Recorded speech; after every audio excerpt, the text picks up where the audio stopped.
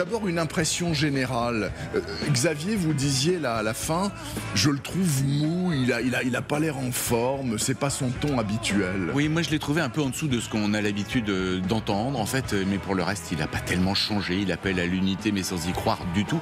Il y a quelque chose de révélateur. En 2015, pour sa première campagne, rappelez-vous, il traitait les Mexicains de violeurs et de criminels. Oui. Là, il fait exactement pareil. Il traite tous les immigrants de criminels.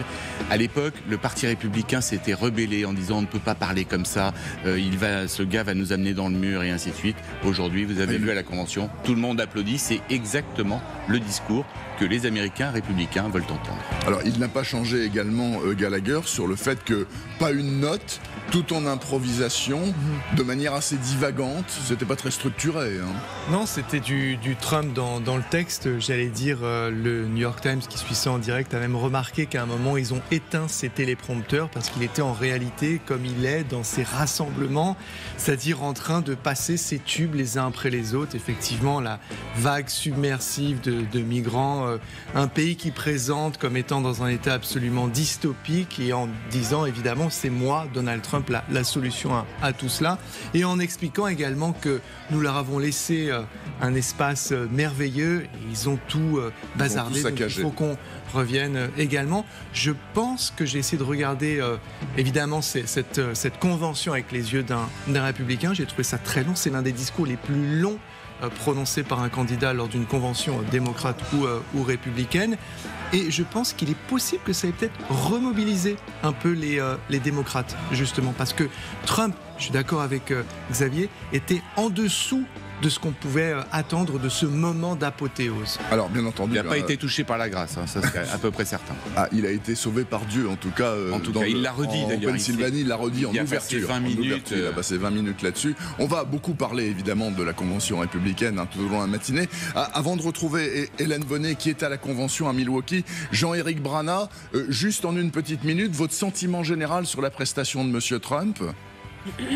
Écoutez, ce qu'on attendait en réalité, c'était le ton. Il fallait pas que ce soit un ton combatif parce que Trump devait avoir changé. Et on a un ton qui est beaucoup plus calme, qui va rassurer les centristes et ceux qui sont indécis. Et les autres sont déjà convaincus, donc ce n'était pas bien grave. C'est vrai qu'on a un retour sur le passé, là, une vraie cure de jouvence, puisque on est en 2016. Ce sont les mêmes éléments de langage, les mêmes propositions aussi, à part bien sûr qu'elles ont été modernisées. On parle d'IA, on parle de choses qui n'existaient pas à l'époque, mais c'est fait de la même façon, en s'appuyant sur l'actualité, une femme tuée par un immigrant, donc il y a de la délinquance et il faut la chasser, mais bien sûr il y a un bilan aussi, et ça c'est la nouveauté de cette soirée.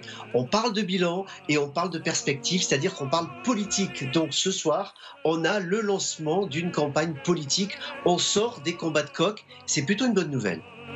Merci beaucoup Jean-Éric, bien entendu vous restez branchés avec nous tout au long de cette matinée. Hélène Bonnet, bonjour, donc vous êtes à Milwaukee à la convention républicaine. Comment est-ce que vous l'avez vécu vous de l'intérieur, parce que nous à travers l'écran et la distance c'est peut-être un peu difficile à apprécier.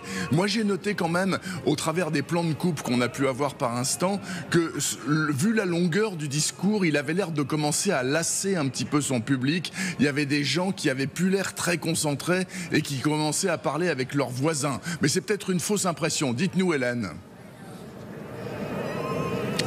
Non, ce n'est pas une fausse impression. D'ailleurs, les journalistes qui sont de la presse américaine, qui sont à l'intérieur de la salle, ont noté qu'il y a des rangs qui commençaient à se lever et à partir. Et ici, on a constaté effectivement depuis une demi-heure qu'il y a des participants qui commençaient à quitter le centre de conférence. Ce discours, il était long et il était surtout en deux temps. D'abord, c'est Donald Trump, le survivant, qui est monté sur scène. Il avait un ton grave, presque religieux. Il chuchotait, il a longuement parlé, fait le long récit de la tentative d'assassinat dont il a été victime. Ça a duré pas loin d'une demi-heure et on l'a senti à ce moment-là que la salle était très silencieuse, captivée. Il y avait des délégués qui pleuraient à ce moment-là. Donald Trump a parlé en début de son discours d'unité. Il a dit qu'il fallait guérir ce pays des divisions. Je veux être le président de tous les Américains.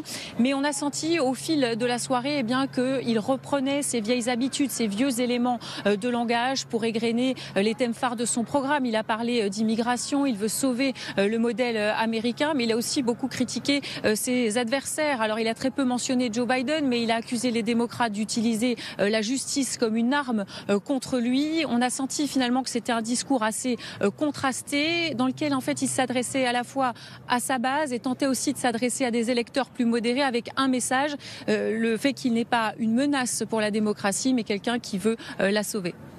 Merci beaucoup Hélène Bonnet qui est accompagnée de Camille Souhaut là-bas dans le Wisconsin.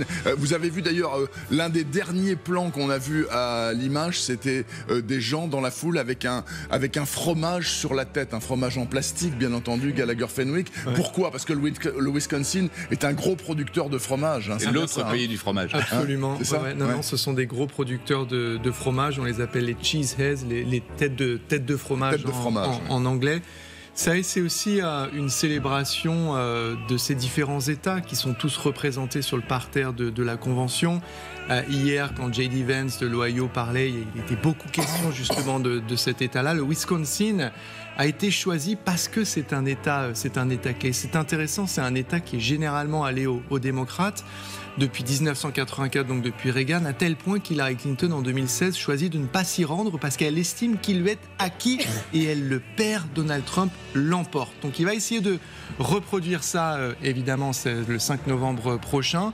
Et il est très compétitif pour l'instant, à la fois dans le Wisconsin, mais dans les 6 autres États pivots et dans d'autres encore qui commencent sérieusement à inquiéter le camp démocrate qui se débat toujours autour de cette question de l'avenir proche de Joe Biden. Alors ça, bien entendu, on va en reparler puisque même M. Obama entre dans le jeu pour s'exprimer sur faut-il qu'il reste ou pas, mais enfin à sa manière. Mais on va en reparler tout à l'heure. Jean-Éric Brana, il y a un personnage qu'on vient de voir là à l'écran qui a été totalement absent de toute la campagne et même depuis des années, on ne savait plus du tout ce qu'elle faisait. C'est la femme de M. Trump. Elle avait totalement disparu. Elle a toujours dit que elle et la politique, ça fait deux. Là, elle est venue, elle souriait, elle avait l'air contente d'être là, elle l'a applaudi. Ça veut dire quoi, à part qu'elle s'entend bien avec son mari, semble-t-il ? Histoire, je ne vais pas commenter les affaires conjugales de Donald Trump, mais par contre sur le plan politique, il y avait une image très très forte. Donald Trump est un bon mari, c'est un bon père, c'est un bon grand-père, et c'est vrai qu'on a vu Melania avec son sourire resplendissant, mais on a vu aussi ses enfants, ils étaient tous là. Ivanka, qu'on avait annoncé absente, était également là.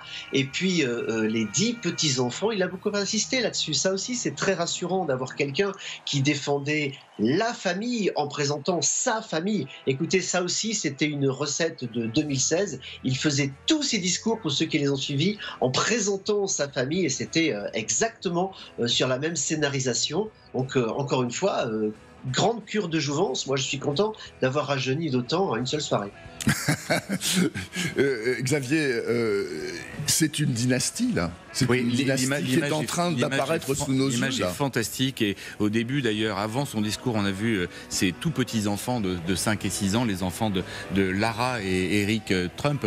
Lara, sa belle-fille, qui a pris une importance considérable au sein du Parti républicain. Et là, on voit toute la dynastie et puis on voit J.D. Vance, qui est un grand ami d'Eric Trump. Oui. Ce serait lui qui l'aurait un peu imposé ou proposé à son père pour ce rôle de vice-président, et on voit que tout le monde est en ordre de bataille, même, vous l'aviez remarqué, Melania Trump, qu'on n'avait pas l'habitude de voir, et en tout cas qu'on ne voyait pas sourire. Là, on l'a vu sourire à plusieurs reprises, elle n'a pas manifesté un côté un peu mal à l'aise, comme on a pu la voir il y a quelques temps. Et là, elle a pas souvent très crispée, souvent se demandant ce que son mari va pouvoir sortir comme absurdité, voire pire. Absolument. Gallagher, reconnaissons tout de même à M. Trump qu'il a réussi un coup extraordinaire avec le Parti républicain. Jamais ce parti, qui a failli exploser il y a quelques années, imploser littéralement, n'a été aussi uni derrière cet homme.